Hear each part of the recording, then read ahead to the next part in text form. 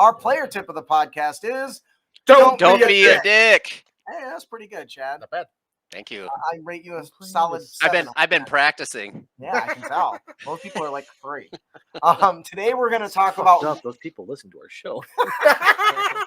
role-playing a scoundrel. This is not my idea. I took the concepts out of Dragon Magazine 386 and took about 4 pages and combined them into a couple paragraphs. We're going to make some Cliff Notes. Cliff Notes version. A scoundrel is a personality type, a way of playing the character, not the class. This is something we get lost on a lot as players, I think. It's true. It's easy to equate the rogue with the scoundrel instinctively, and indeed, the rogue is probably one of the class best suited for the archetype. But it's far more than only one. Bards are another great example, but it can be warlocks, fighters, wizards. They can all make fantastic scoundrels.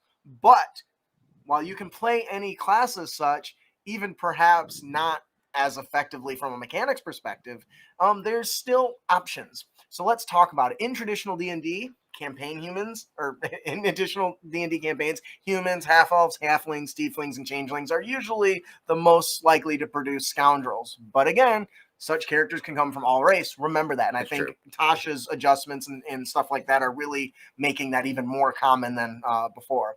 So how do we play a scoundrel? Playing a scoundrel is not an excuse to be a disruptive dick in the campaign, all right?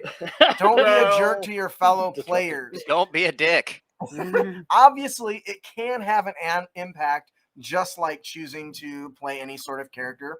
You know, that's just part of it. But you're probably sarcastic, and you might get the party into trouble more often than anyone else, taking unnecessary risks, mouthing off to the wrong NPC, etc. But you should make this behavior an occasional trait, not a defining characteristic. That's what makes them the most interesting, in my opinion. Han Solo is a really great example of this, right? D&D is a cooperative game, and the fact that you're playing a scoundrel doesn't alter the cooperative nature. But it is not, so that means it's not a license to lie or betray from the other characters, nor insist that your own social skills should influence all the behavior.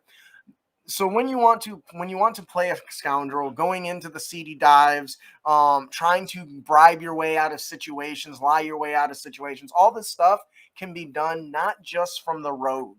And in fact, I find it's more fun when it's not the rogue. I once played a druid that did this.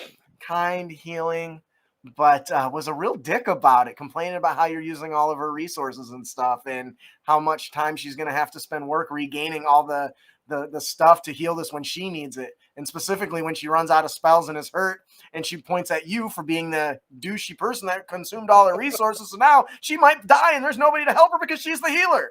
Not that that's a personal experience of mine. I need healing. That'll be 20 rupees. All right. Anyways, role-playing a scoundrel is a lot of fun, but don't let it influence your interactions with the players, and don't do it too much. Chad, what do you think about this? I think it's a really good role-playing tip just in general. Like whatever your personality is, don't hit everybody over the head with it. Just controlled doses. Absolutely. And that, yeah, I like it. I like it a lot. Do you guys got any? You want to touch on this anymore? I imagine a paladin come up being like, "You piece of shit! You know how hard it is to lay on hands when you're this tired." I put my hands here, you heal you, and you're all like, "Oh, here it comes, the paladin. He has an infinite amount of mana pool or HP pool in his pool." It's like, no, I don't. You piece of shit. He walks up. He's like, "Can you heal me?" I was like, "But what if I get hurt next?" What's that? You got a cold? I can expend 5 now. Fuck you. No, that's just being a dick. But I like the idea of a shady paladin, somebody who goes runs down to the alley and making deals, and like specializes in like trading seedy like holy symbols. Like, this is supposed to be a symbol of tier. It is. Well, it looks a little odd. It looks like you taped this together. Something like that. I don't know. Anyways, pretty straightforward. Play a scoundrel. but don't be a rogue. Be something else. I promise you'll have a lot of fun. Just because it looks like an dyslexic doesn't mean it is. Can you imagine the paladin being, once again, the paladin being a scoundrel, but not being able to have like pick locks? So he just asks the rogues like, "Hey, I got a thing I got to take care of. Can you help me open this window?" Of course, this pops up on our. Of course, it pops up on our percussion bar episode. What is it? A guy broke his drumsticks. I know. Did nylon tip? I see. All right, that'll do it for our player tip of the podcast. Don't be Don't be a dick.